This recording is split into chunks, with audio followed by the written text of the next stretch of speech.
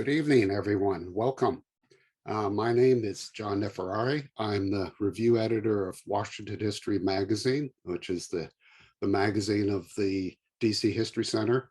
And we're here tonight to welcome you to our program, Civil Rights Before the Civil War, Revolution to Reconstruction with Kate Masur and C.R. Gibbs.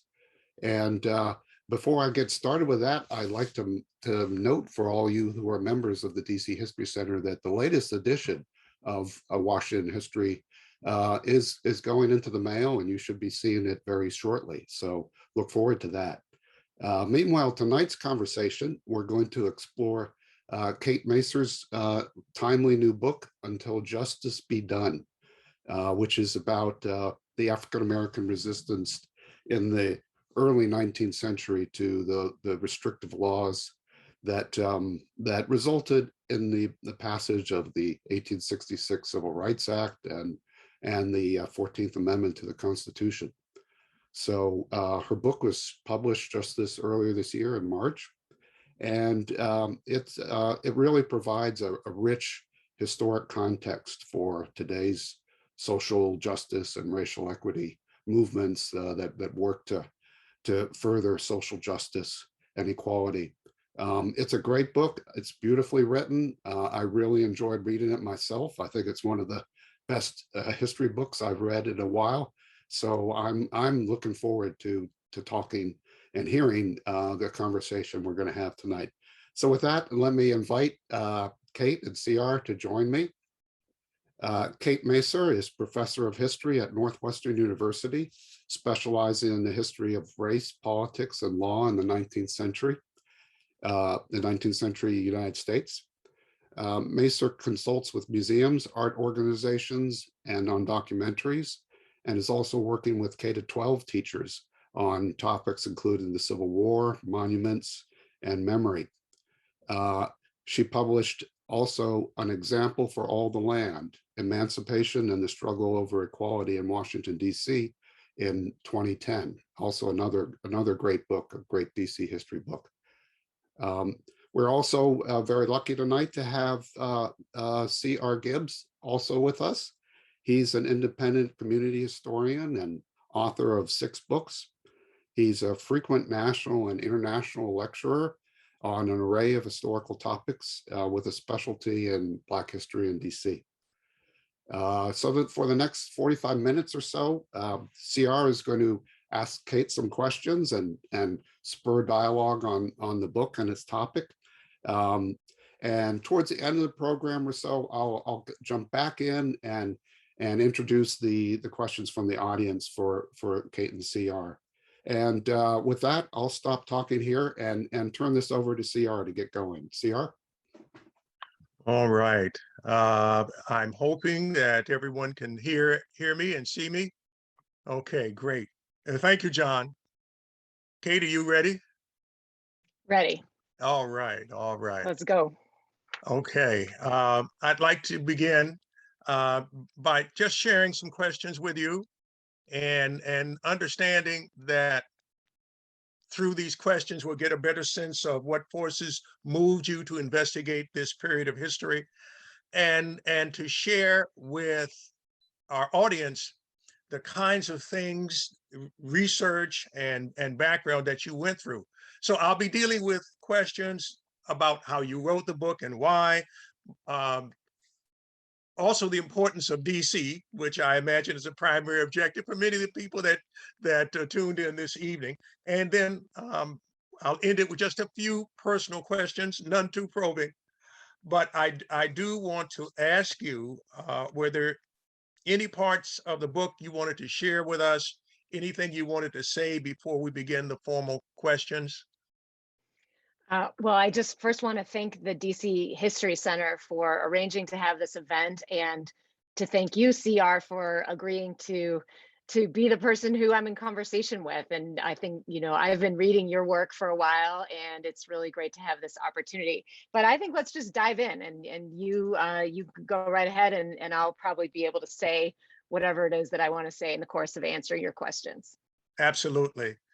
Well, let's begin with why you needed to write the book. Can you share with us why and why now? Yes, absolutely. And it's funny, especially a book like this came out in March of 2021 this year, but I had been working on it for 10 years, maybe a little bit less. So when you have a really long-term project like that, it comes out into a moment that it was not the moment when you started working on it, which is just kind of interesting. Things evolved. I would say I started working on it well before, when Barack Obama was president. And a lot of the work I did on it occurred while Donald Trump was president. And it came out at the beginning of the Biden presidency, for whatever that's worth. But I went through a lot of different modes of thinking about the politics that we were living through in our own time and its relationship to this book. But let me just say why I wrote this book, or why I got led down the road that ended up in this book. And I have two stories. I hope that I can end up, especially with this DC crowd, telling both of the stories. But the first story is this, and it has actually, both of them have a DC connection. My first book, as John mentioned, was about the Civil War and Reconstruction in Washington, DC. And it's an example for all the land. And a lot of times we write the introduction to our book at the end of the book, or at least you go back and revisit it. Okay, what am I really trying to say? And I was working on the introduction to that book, an example for all the land. And I was at this point where I wanted to write one sentence, and that sentence had to do with why it was that the Republicans came into power in, we're talking now 1862. They came into power in 1861, then come to 1862, and they not only abolished slavery in the District of Columbia. Yes, we know it was compensated emancipation, but they moved quite quickly once they got power to end slavery in the District of Columbia. But then they not only did that, they also abolished what are called sometimes the Black Codes of DC. These laws that both codified slavery, but also restricted the lives and livelihoods of free Black people in DC up until that point. And if they had not repealed those laws that applied to free African Americans, then when they abolished slavery, they would have everybody who had been enslaved would move into this world of essentially racial apartheid, a world in which different laws applied to free Black people from the laws that applied to white people. So it's interesting that they moved. I think it's interesting that they not only abolished slavery, but moved to repeal these racist laws. And I wanted to write a sentence in my book sort of saying something about how these people who were from the North came into these Republicans, they came into office, into Congress, prepared to not only abolish slavery, but also repeal these racist laws. And why was that the case? Why did you have a major political party in the United States whose leading members who are now in Congress were willing to do that? What is the person, the historian or what have you, who has written the book that explains why it was that at the beginning of the Civil War, the Republican Party was willing to implement policies like that in the laboratory that was the District of Columbia? And, my general sense at that time was there wasn't really a book that explained that, answered that question of how you got to a point where you had a major political party in the United States that would not only abolish slavery, but would also repeal racist laws. And I can't say that I didn't move directly from that, like, oh, I'm finishing my first book and like, there's not actually a book that explains that. Okay, well, I'm going to plunge into explaining that for my next project. But it was just kind of funny that eventually it turned out that the book that I wrote kind of does explain that. It goes into the history that preceded that moment in 1862 when the Republican-dominated Congress repeals the Black Codes of the District of Columbia. And it explains by looking at Black activists and white activists how a struggle that occurred in the antebellum North laid the groundwork for a political party, one of whose principles was going to be this idea of racial equality before the law. And so that's kind of what led me there. And this book is sort of the result of that. Okay, now did I hear you mention a second story, or did you I combine do. the two? Yeah, no. So there's a whole other story, and because as I said, I've never been able to work in a super linear way, it seems, on anything. But the other story that fed into this was a friend or acquaintance of mine who I actually met at the Library of Congress. She worked at the Library of Congress for a long time. She knew I was a historian who was interested in this kind of thing, and I had written an article about the kind of cultural use of the term contraband of war to apply to people who were escaping from slavery during the Civil War.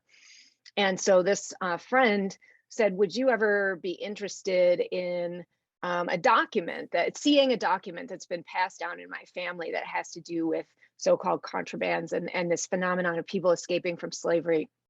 And I was like, of course, I would love to see a document that's in your family.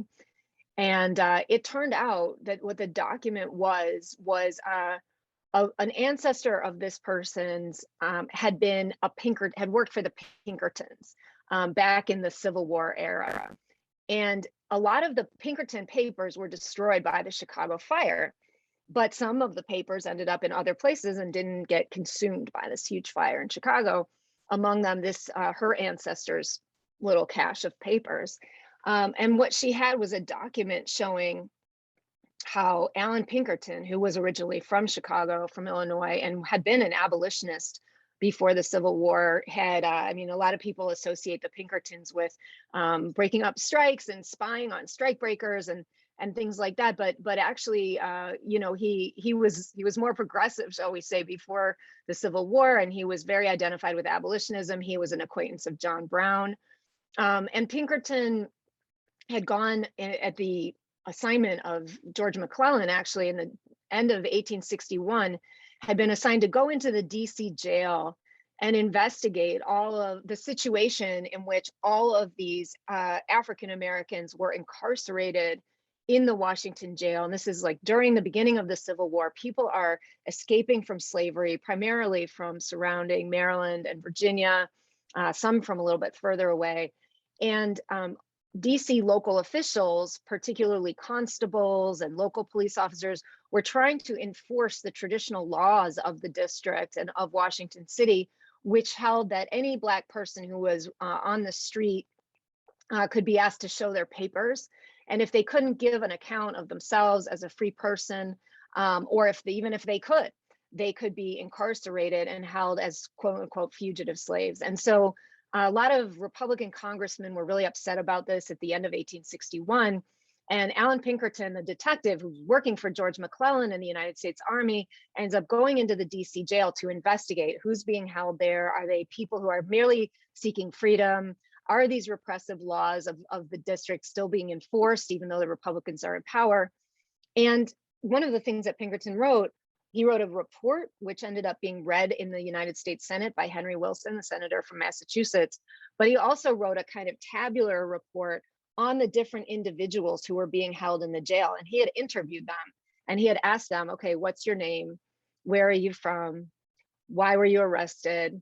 What were you doing here in Washington? And he was basically documenting why it was and how it was that local officials were still enforcing this law, even against people who were merely trying to escape from slavery.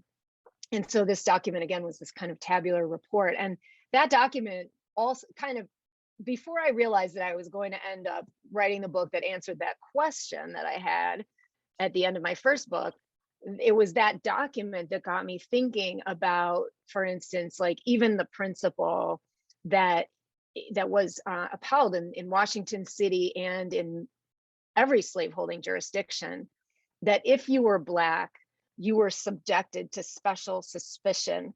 You could be stopped on the street. You could be asked to show your papers.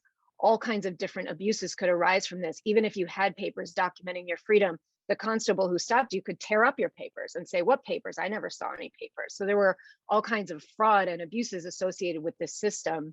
And the document got me thinking about the lives of the individual people who escaped from slavery and made their way into Washington, D.C. at the beginning of the Civil War, and also the kind of system that subjected Black people of all statuses, whether enslaved or free or escaping from slavery, to this kind of suspicion at the hands of law enforcement. So these were two different kind of threads that ended up coming together in this book. Wonderful, wonderful. Much of your book takes place in the states that were formerly drawn out in the Northwest Ordinance. What about that document, or what about those states made the early phases of this struggle possible? I got really interested in the states, as you said, that were kind of drawn out in the Northwest Ordinance, and they subsequently became the Midwestern states of Ohio, Illinois, Indiana, Wisconsin, and Michigan. This was a very large territory that the United States declared sovereignty over at the end of the American Revolution, when the US won that war and Great Britain essentially ceded that territory to the United States. And many people are probably familiar with the part of the struggle around the American Revolution was the idea or the policy that the British hadn't really wanted the colonists to move over the Allegheny Mountains into this Western territory, because they knew that a lot of the Native American people lived there, that there was going to be a lot of conflict and war if white settlers and potentially the enslaved people they brought with them continued to move over the mountains. And so by contrast, one of the American revolutionaries' goals was actually to settle that land, to overthrow that British policy and be able to move into that land. And the American victory and the American Revolution kind of opened the floodgates of white settlement, and to some extent Black settlement, in that territory west of the Alleghenies and north of the Ohio River. And the thing that's interesting and became very provocative to me as I thought about this is that as that territory and the places that then became those states, as they developed population and became states, and Ohio was the first of those states to come into the Union, all right, sorry, I forgot one key thing about the Northwest Ordinance. So the Northwest Ordinance 1787 declared that slavery was going to be illegal in that whole Northwest territory. And this was a very significant kind of anti-slavery measure of the founders of that era. Slavery already existed to varying degrees in that territory. Human bondage had been practiced by Native groups in relation to other Native groups before Europeans got there. The French who were there in some parts also practiced slavery of Native people and Africans. The British in turn also practiced slavery when they had control or attempted to have control there. But the Northwest Ordinance kind of was designed to put slavery on the road to extinction in that territory. And yet, as those jurisdictions became states, starting with Ohio in 1803, they passed laws that explicitly discriminated against free Black people. So in other words, you had the development of jurisdictions over in Ohio, Illinois, and Indiana in particular, as they became states, where racial discrimination was affirmatively written into state law. These states required that Black people moving into the states register with local officials, and that other property owners put up a bond for their quote unquote good behavior. These states did not permit African Americans to testify in court cases involving whites. As they developed public school systems, they said that the public school systems were for white children only, and they denied Black men the right to vote. And so what you have in these states of the Northwest Territory is the possibility of a society in which you have outlawed slavery, but you have affirmatively implemented racially discriminatory policies that essentially make Black people a separate caste, a separate group in society that is marginalized and discriminated against. So part of the reason, so this is, not actually turns out a lot of people aren't really aware of this part of our history. And so even just the knowledge that this was a major set of policies in the Midwest, I think is important to have. And then the fact that the movement that I described, the movement to demand equality before the law, to demand a greater kind of racial equality and a better democracy, in parts gained strength in relation to these laws. So in protesting these laws, African Americans in Ohio, I read a lot about Ohio. It's the most populous state among these states, the earliest to develop, and it has a really strong anti-slavery movement as well. So Black residents of Ohio early on galvanize against these laws, protest that they are unjust, that this is unfair, that this goes against the Bible, it goes against the Declaration of Independence. It is morally wrong to have laws that discriminate based on race. And over time, more and more white people in these places come to subscribe to that view, to also agree that these laws need to be overturned or repealed.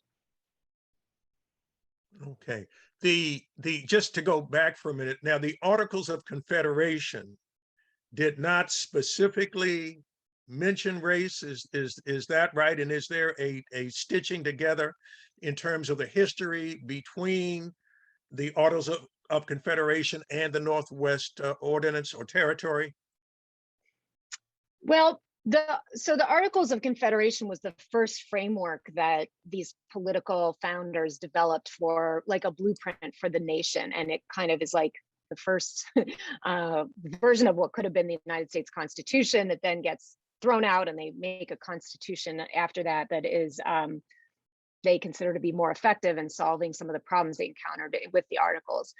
I mean, the Articles of Confederation comes up in my book because there's a part of the Constitution that is called the Privileges and Immunities Clause of the Constitution. It's in Article 4, Section 2. And there's a part of the Articles of Confederation that's very similar to the Privileges and Immunities Clause of the Constitution. And there's a record that, so neither the Articles of Confederation nor the Constitution actually says, for instance, that, the Constitution doesn't say who's a citizen of the United States. It doesn't say anything about race and citizenship in the United States. So it doesn't say that, like, only white people are citizens. It does not affirmatively say that everyone born in the United States is a citizen of the United States. It just is very silent or ambiguous on the question of citizenship. So, but one thing we do know, and one thing that people at the time knew, so back in the 19th century, when I'm writing about, people knew about this debate, that when folks were framing the Articles of Confederation and they were talking about this privileges and immunities language, the delegation from, so this has language that's like the citizens of the states are entitled to the privileges and immunities of the citizens of the several states. That's the Constitution language. So the Articles of Confederation had some similar, and the delegation from South Carolina said, when the Articles of Confederation were being framed, hey, let's put the word white in here, so that people will know that when we're talking about the rights of citizens or persons, we will be clear that we're talking about only white people, right? And this will be clearly, the white inhabitants, the white citizens are entitled to these privileges. And they get voted down. So there's this proposal to insert the term white in the Articles of Confederation around citizenship. It gets voted down. So the language that they come up with is race neutral, although it does say that vagrants, vagabonds, and criminals are not entitled to the rights of citizenship. And that story, that history of the South Carolinians' attempt to put white in the word white in there, and their failure to do so, gets passed down, so that later, so the Constitution also does not, in the Privileges and Immunities Clause, does not say anything one way or another about race. But there's no record of a debate about it either, right? So what we have is the record of the debate around the Articles. So later, this movement for racial equality, one of the planks, one of the things they return to again and again is, look, you can't argue that Black people can't be citizens. After all, there was this critical moment in the framing of the Articles of Confederation when somebody tried to put the word white in to make sure that Black people were not citizens, and they were rejected, right? And so that becomes an important part of this discussion in the early 19th century. In the states of what's going to become the Midwest, if you will, is it the fact that this struggle occurs in quote unquote newer states that makes its advances more likely? And if so, why so? That's an interesting question. I mean, there are a lot of things going on about why this struggle is happening in the newer states. In the book, I also write about iterations of this struggle that happened in the older states. And the older free states, as people here probably know, slavery was legal everywhere in the British North American colonies at the time of the American Revolution. And so the older states, the northern tier of them go through this process of state by state deciding to abolish slavery in one way or another, oftentimes through this process of gradual emancipation.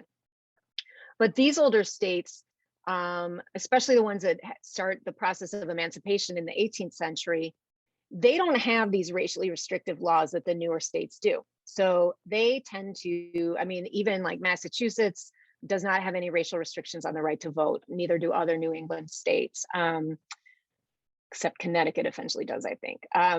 New York at first does not have racial restrictions on the right to vote, much less these racist testimony laws. They don't have these registration laws. And so the fight for racial equality and racial justice in those states looks somewhat different. They don't have those really blatantly terrible laws, state laws to fight back against. And these are also maritime states. I'm talking especially about Massachusetts and New York with the big ports of Boston and New York City.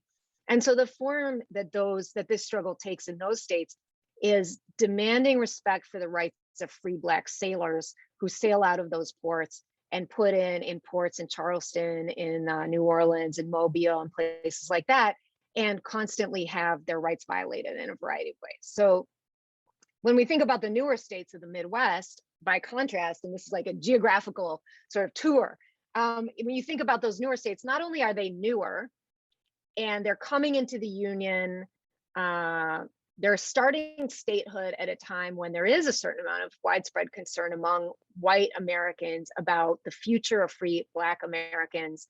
Was this population going to become a dangerous population? Was it an undesirable population? A lot of white Americans are discussing this. A lot of white folks have a problem with the growing free Black population in the United States. And then you add to that these states, particularly the southern tier of these Midwestern states, so Ohio, Illinois, and Indiana, border on the Ohio River, and on the other side of that river are slave states. And the largest source of potential migration of African Americans into free states is going to be from slave states moving north across that Ohio River boundary.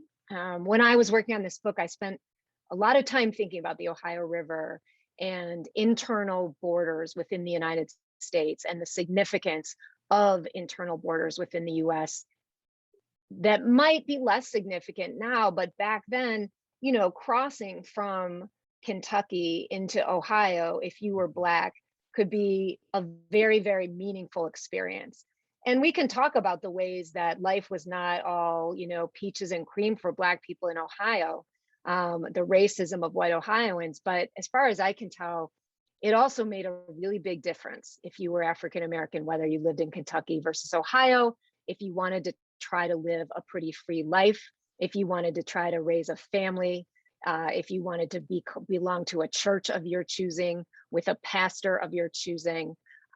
So anyway, the white people in those border states in the north of the Ohio River, they partially were supportive of these laws, not so much because it was a new state, probably as because they bordered the Ohio River, they bordered these slave states on the other side.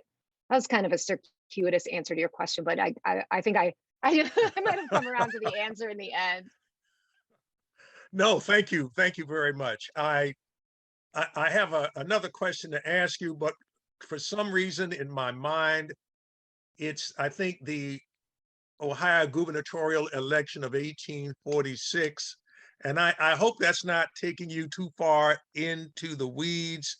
And I think it's Todd or Tobin that comes up with, and the long and short of it is, I mean, it's heartbreaking to see that so many of the politicians in a state that has such potential as a land of freedom and opportunity, that battle is made that much more difficult because you have politicians with spines the consistency of warm custard. And I wanted you to speak about how, I mean, they talk about blowing with the political winds. Would you touch at all on that? And how difficult was that for you to chronicle in seeing the back and forth nature of people who would literally reverse their political positions on the proverbial dime? Yeah, and depending on what region of the state they were campaigning in. Even in the same state. I mean, yeah, Yeah, yeah. yeah. I think this is a really, interesting example from the book. And again, going back to the beginning of the conversation, I mean, one of the things that this book made me think about a lot in the present is the potential impact of third-party political organizing in our tending to be very bipartisan two-party system. So let me see if I can just kind of talk about this in general and brief. So the people who were most adamant about repealing what they were called the Ohio Black Laws, these racist laws, were Ohio African Americans and white allies who were not very numerous, especially at first. And Black men can't vote, and Black people were only about 1% of the population of Ohio. So if you're going to repeal these racist laws, you've got to get white people to believe that they need to be repealed. And one of the things that the pro-repeal people did, and this is primarily white folks now because they were the ones where the men could vote, they organized third parties. So the main two parties were the Whigs and the Democrats. So they first organized this party called the Liberty Party. And the Liberty Party was kind of like a disruptor party. So the Liberty Party was had a principled opposition to slavery. That's what they're best known for. But at the state level, the Liberty Party was all about repeal of the racist laws. And I think, they were very idealistic, but I think it's unlikely that they thought they were ever going to win statewide office. But they could certainly try to get people elected to the state legislature, right? Because one district here and there, very progressive districts, would send somebody to the state legislature in best case scenario. But still, they would run a gubernatorial candidate. So the job of the Liberty Party governor's candidate would be to disrupt and change the tenor of the debate, or like sometimes I say, move the Overton window. So if you have a Whig candidate and a Democratic candidate, and then you've got this third party candidate in the mix, the third party candidate's going to, and this is indeed what happened in 1846, third party candidate Samuel Lewis goes around saying, we got to repeal the Black laws. We've got to repeal the Black laws. And he's campaigning all over the state, forcing essentially the major party candidates to take a position on the Black laws. So if there hadn't been a third party candidate in the mix, those major party candidates would probably have enjoyed not having to deal with that complex question. But instead, they have to take a position. And then, as you said, the Whig candidate in particular, when he's in Northern Ohio, where there are a lot of abolitionists, he says, yes, we should repeal the Black laws. He's in Southern Ohio, and he says, we should only repeal the Black laws if we add a tax on Black landowning, and basically kind of says that the only way that you repeal the Black laws is if you're we should not, or only do so insofar as it's supportive of Kentucky slave owners. And meanwhile, some Democrats get upset because some of the Democratic candidate eventually takes a really strong position in favor of the Black laws. But it turns out that in the past, he has opposed them. And plus, there's kind of some anti-slavery Democrats in the state who wish that they weren't coming out so strongly in favor of the Black laws. And so, in my view, it's just really interesting. I mean, the Samuel Lewis, the Liberty Party candidate, I forget how much percentage of the vote he got, something like 5% of the total vote. But what they succeeded in doing was making sure that the issue of repeal of the Black laws was going to be on the political agenda, forcing candidates to take a position, exposing the fissures within the two major parties, which helped make a political realignment more likely, or make it more likely that people from both major parties might peel off and support a third party in the future. And so, it's kind of, one of the things you take away from it is the unprincipled, kind of wishy-washy stance of the Whig candidate in particular. On the other hand, it's an interesting example of how people with a kind of minority viewpoint can advance their issue into politics and get new supporters in that way. And so especially the Whigs become really divided over this issue. And a lot of people who identify with the Whigs actually support repeal.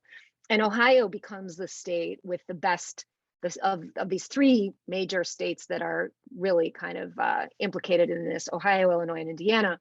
Ohio is the one that out of this political struggle, they actually do in 1849 repeal almost all of those Black laws. And so that's the place where you really see success of this movement. Before I get to a couple of DC centered questions, I do want to ask you what led you to link the colonial era statutes and the old English laws on poverty and vagrancy and what have you to the antebellum civil rights struggle that you describe in your book? Well, so one of the things that I found that I got really interested in was that the ways that people at the time, and I'm talking now about people who would support and defend these racist laws, they kind of conflated or had a language that used some aspects of race and class together. So they would say things like, well, we need these racist laws to discourage Black people from migrating into our state, because once they're here, they're going to become vagrants, or they're going to become criminals, or they are a poor population that is undesirable in the community. And they really were constantly talking about poverty and vagrancy. And eventually I kind of figured out that part of the reason for this was because there's a tradition in Anglo-American law that holds that people who the society identifies as paupers and vagrants don't really have rights. And don't really have standing in the community. So even in, let's say, England, where there weren't, at least let's just say for our purposes, there are not a lot of people of African descent. Most people are like white. They're mostly the same religion. Back in England in the 17th century, there was a distinction between the people who were members of the community and they were entitled to poor relief in certain areas, and then the people who were outsiders who became poor in a community, but they weren't really from that community. They didn't have a right to public support, and they could actually be deported at will and sent back to their community of origin.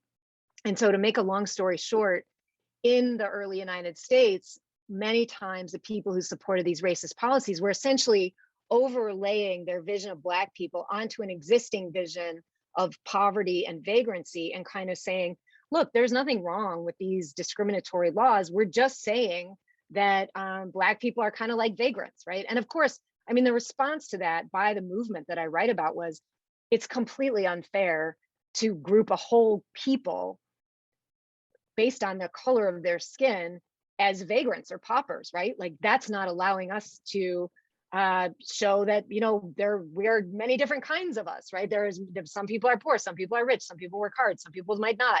And it's grouping, and that is essentially the essence of racism, right? Is grouping everyone and making assumptions about people based on the color of their skin or their complexion. So they push back very hard against that, and that is part of what's interesting to me. But the kind of on the other side, as you're asking about the where does this idea come from, or how did the poor laws enter into this book? It's because so often we see this language of vagrancy and poverty applied to Black people that has a longer history of legitimacy outside the context of race. I see. You write in the book that Washington, D.C. is essential to this story. Why? Well, it turns out that, well, first I would just say Washington, D.C. is essential to every story. So like, I don't care what it's about. I'm going to write about Washington. But actually the Washington came up a lot, and here's one of the reasons why. As people here probably know, I mean, first of all, you all well know that the Constitution gives Congress special jurisdiction over the District of Columbia. And so one of the reasons that DC becomes this focal point for the abolitionist movement is because the abolitionists, people are calling for the end of slavery, and there's like a lot of overlap between them and the people who are arguing for racial equality in a variety of ways. They see DC, as a laboratory, as a place where Congress has direct jurisdiction, unlike in the states. And so they're saying, like, look, Congress, even if you can't abolish slavery in the states, you can abolish slavery in the District of Columbia. You have complete jurisdiction there, right?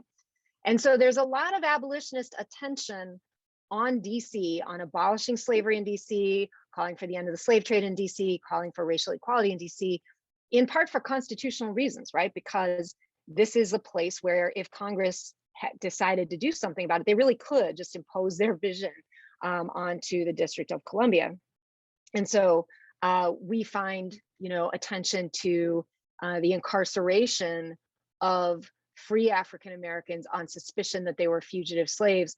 Congress pays attention to that, or the people who are anti-slavery in Congress, because it's right under their noses, and because they can make an argument that they can do something about it here in DC in a way that they cannot in the States.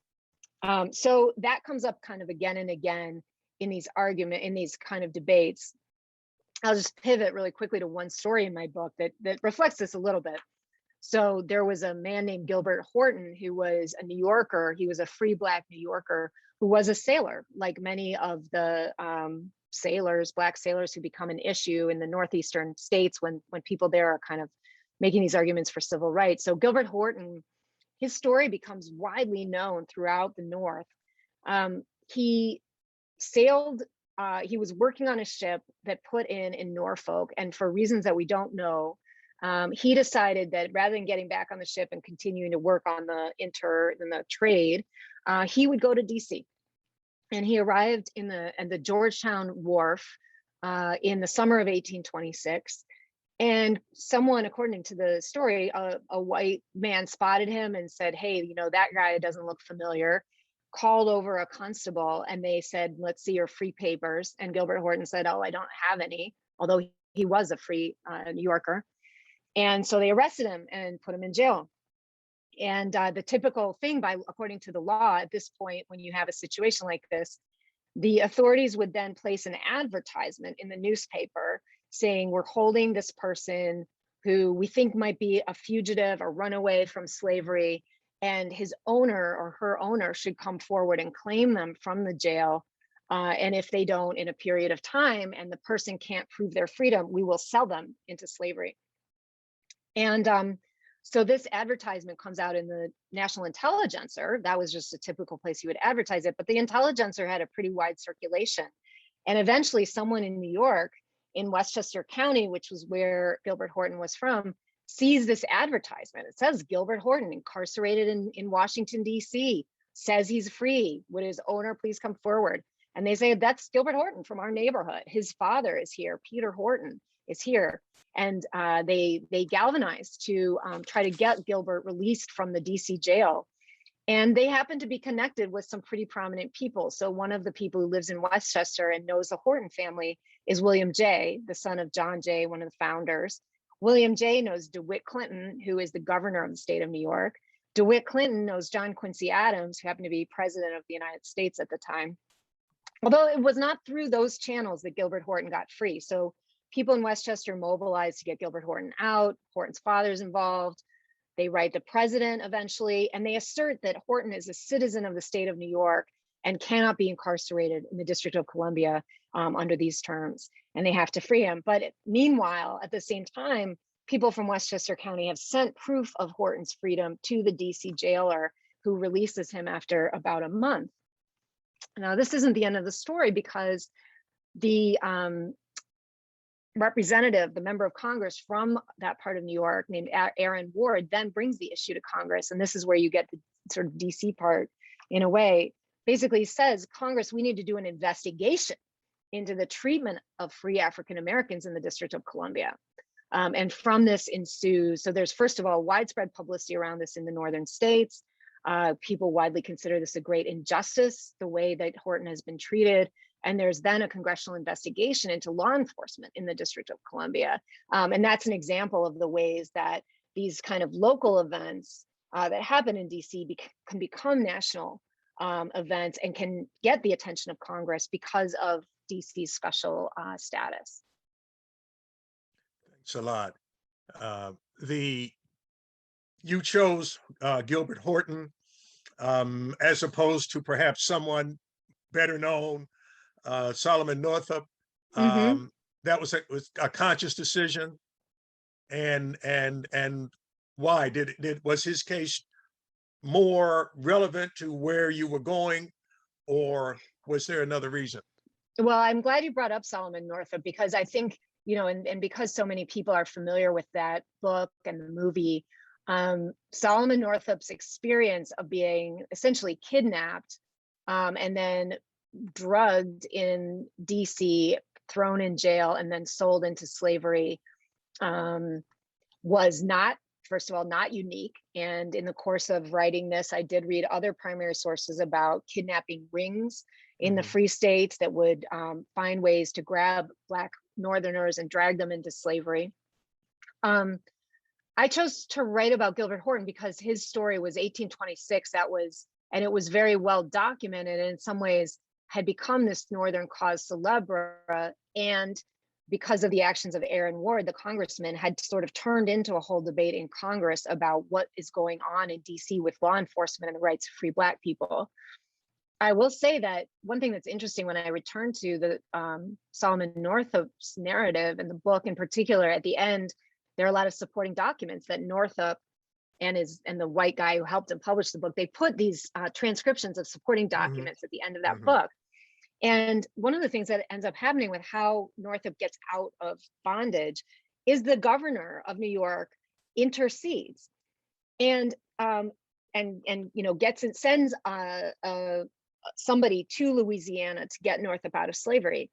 Well, the New York state law that gave the governor permission to get involved in these things and appropriated public funds to help rescue people from slavery, Black citizens of New York from slavery, that law was passed in 1840 in the state of New York as part of this movement. And the only other state, Massachusetts, passes a similar law in 1839. And I was able to write about the kind of push at the state level in both Massachusetts and New York that led to the laws that later the governor of New York was able to take advantage of to help get Solomon Northup rescued from slavery. So there was a connection there, and I just wanted to point that out. Thank you so much, John. Got the time check, and I turn this over to you now. Thank you for these great questions. Thank you, Kate, so much. Thank you. Yeah, fascinating discussion. So thanks to both of you for that. That's great. We do have several questions from the audience. So let's jump right in. One of them is hopefully a simple one to start. It says, as many of us head into Thanksgiving dinners next week, is there one story you can share that you think would be a good talking point or interesting fact? A sort of just thought you should know kind of thing to get more people aware of some of this history? Well, you might think that's a simple question. For me, that's a really hard question. What do you say to your family at Thanksgiving? I mean, first of all, if you talk about this book, at Thanksgiving, you have my eternal gratitude. I think, one thing to say is,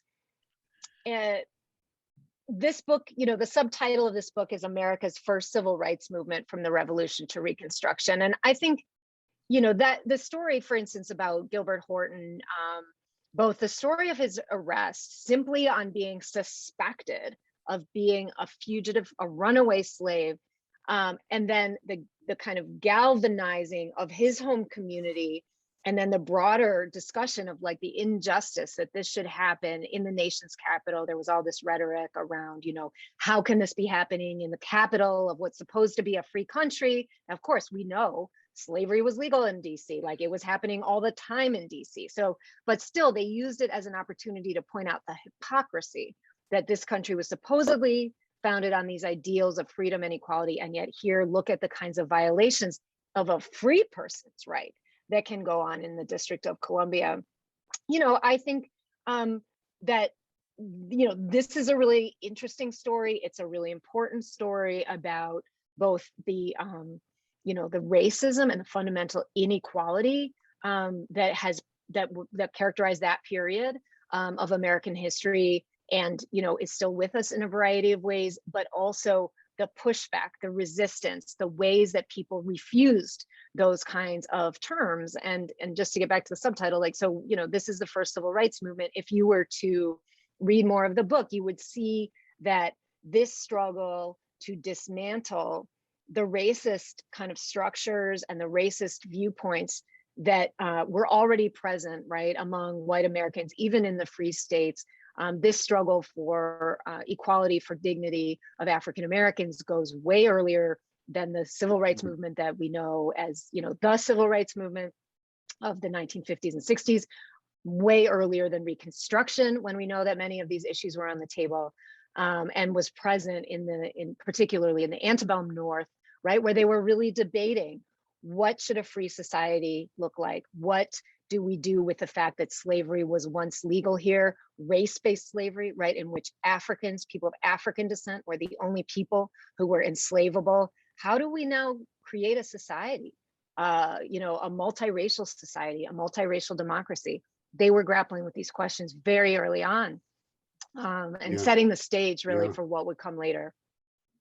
Indeed, the subject infuses the whole history of the country.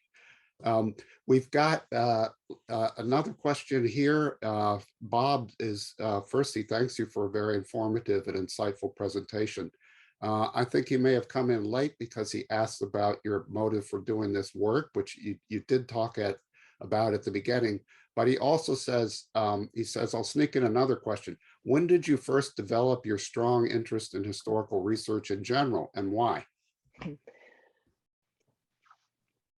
Well, I can't say that I, wanted to be a historian from the time I was, in kindergarten. I cannot, that is not the case in my case, although I know some amazing historians who always felt like this is what they wanted to do. I think in my case, in college, I have always seen, I think it's kind of out of a desire to understand what kind of country this is that we live in. To me, it's about the past, because you can't, and I think people have different orientations about this. Some people would say, well, then just look around, be a sociologist or something like that. But to me, it's like, how do we even get here? It's just like, so many things are so mind-blowing about the contradictions and the hypocrisy and the kind of, and the positive, the kind of amazingness of the United States. And to me, like, answering some of the questions about how we got to be how we are, looking at the past. And so I had the opportunity to do that because I went to grad school, but I was recently thinking about this. I went to grad school actually in American Studies at Michigan, and I was just really fortunate that once I got to graduate school in American Studies, that I happened to be at a university that had a phenomenal history department. And I learned so much from the historians at Michigan. And I think that that's kind of cemented that the way I was going to go about answering the questions that I wanted to answer were going to be from the perspective of history. Yeah, very good. You can't know where you're going if you don't know where you've been. Lorna asks a more specific question. How did the U.S. reconcile its objection to the British impressment of sailors without due process and loss of liberty to enslavement in the U.S.? Was it ever discussed in Congress, newspapers, elsewhere?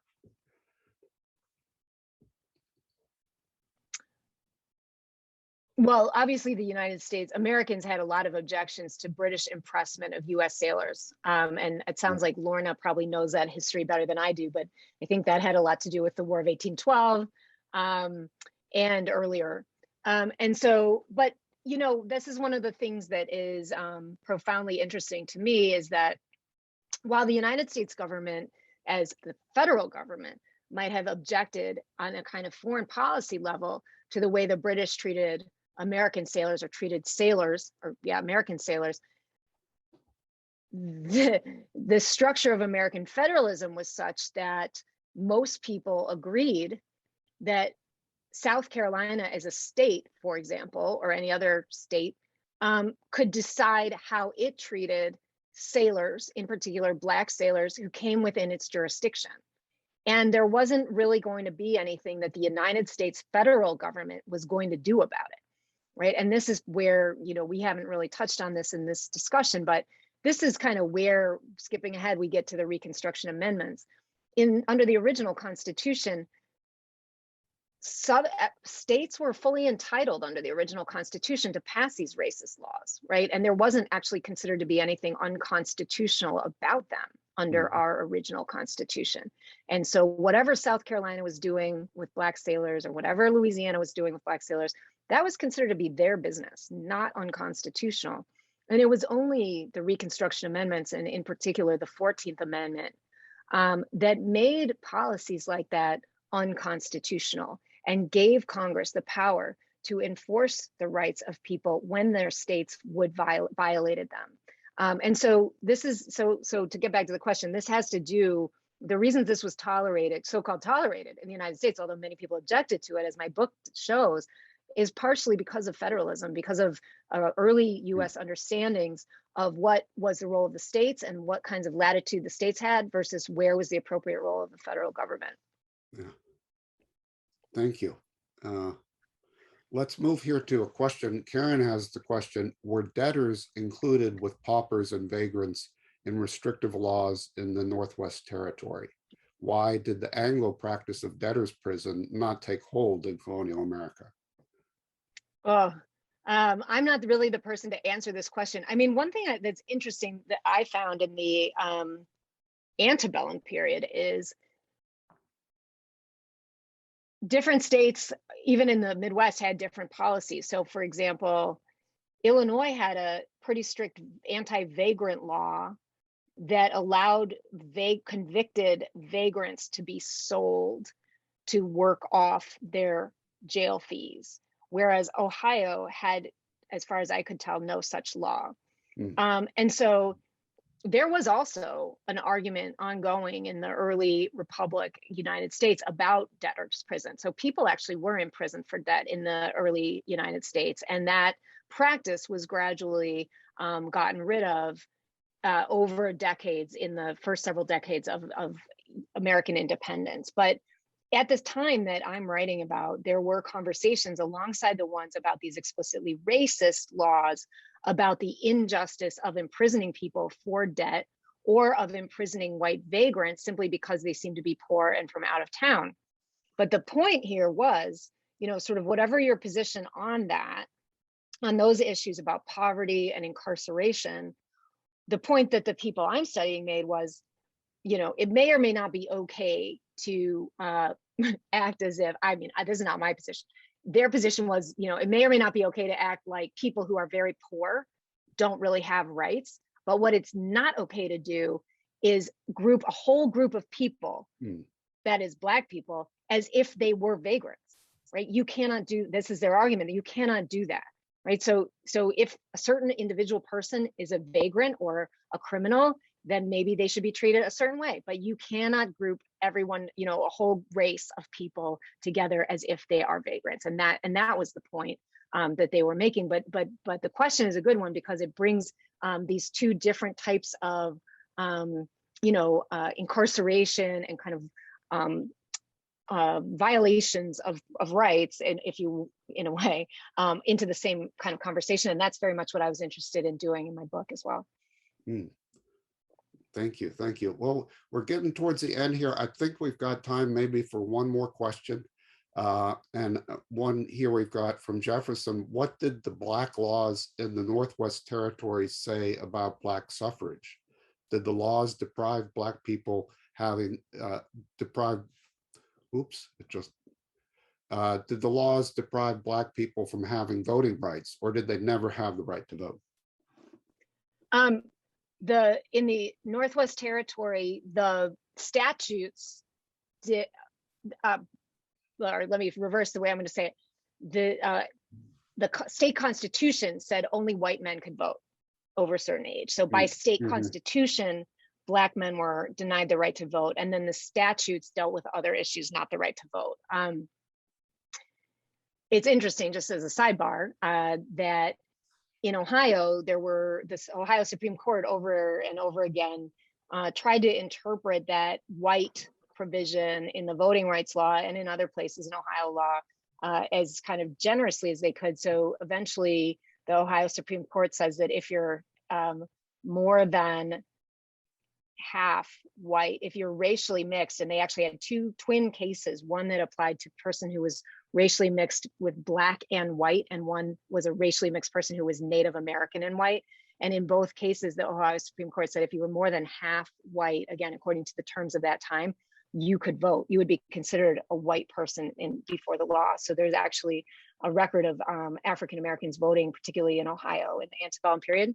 But anyway, that's yes, the voting issue was by state constitution, but yes, they were denied the right to vote until the 15th Amendment, by the way. African American men were never enfranchised independently as a matter of state law. And it was only the 15th Amendment that forced those states to require Black men to be able to vote. Thank you. Thank you. I see Laura has joined us, director of the DC History Center, for some final remarks. Well, but before I say that, I'd love to hear, CR, some final thoughts from you. I really loved seeing you in dialogue with Kate, and I think, CR, next time you have a big project coming up, we're going to have to flip the seats and have Kate interview you. It would be great. All right, sign me up. Sign me up. Sign me up. Oh, good. Excellent. Just that this should deepen our understanding of a period not yet fully appreciated, and the heroes, male and female, in this unheralded struggle. And I think that Kate's book, it should go around with its own light. You know, it is such, it illuminates a path, and doggone it, I can't imagine how that happened, but you just happen to have a copy of it. And I cannot more strongly recommend that people don't get put off by it, engage it and learn, and see what lessons remain in the book that may be useful for life in the 21st century. You're here. Very nicely put. Thank you, CR. Thank you, Kate. It really is a wonderful book. I really want to add my thumbs up to it as well. Kate, when does it come out in paperback? June. Okay, so yeah, all right. So if you don't want to commit to the hardcover, paperback will be coming soon. And thank you so much, John. I really appreciate it. So this is simply where I just provide some closing thoughts and some acknowledgements, which are very important. But I am Laura Brower-Haygood. I'm the executive director of the DC History Center. And if you're not already familiar with us, we're a nonprofit education and research organization. We were founded in 1894, and we're located at the Carnegie Library in downtown Washington. We are actually the only nonprofit solely focused on DC history, and our mission is to deepen understanding of our city's past, to connect, empower, and inspire. We are open to the public at the Carnegie Library Thursday through Sunday, and you can also find us online at dchistory.org and on social media. So I want to personally thank Kate and CR for offering their tremendous wisdom and insight and very deep knowledge, as well as John for serving as our moderator. In a few days, this program will be available with closed captioning on the DC History Center's YouTube channel. And so please feel free to share that link with your networks if you enjoyed this talk as much as I did. And we hope that after tonight, you'll also want to learn more. Definitely consider buying a copy of Until Justice Be Done. It is available through the DC History Center online shop. If you want to support us while buying the book, you'll find a link to our store in the chat. We are also very grateful to all of you who made a donation when you registered for tonight's program. Your support goes directly to producing this program and others like it. And if topics like tonight's interest you, I also really encourage you to become a member of the DC History Center. Our members receive 2 issues of Washington history each year, which is chock full of all kinds of wonderful insight and knowledge like this. And as John mentioned, the fall issue is on its way. And speaking of donations and membership, the year-end holiday giving season is upon us already. And if you traditionally make your charitable contributions at this time of year, please would ask you kindly include the DC History Center in your philanthropy. I also need to recognize most officially the DC Commission on the Arts and Humanities, as well as the DC Historic Preservation Office and the DC Office of Planning for their support. And then last, but certainly not least, behind the scenes, I have a tremendously talented team who's put this together for us. Want to give a shout out to Marin Orchard, Ann McDonough, Jane F. Levy, and Sejal Swartz for their role in bringing us tonight's program. So with that said, thank you so much. Have a wonderful evening. And thank you again for everything that you shared with us tonight. We will take this knowledge with us going forward and continue the struggle for civil rights. Thank you so much for having me. And thank you, CR, so much for your wonderful questions. Thank you very much. Thank you all. Thank you, Kate, John, Laura. Thank you, Jane. I know you're listening in. She is. Thank you.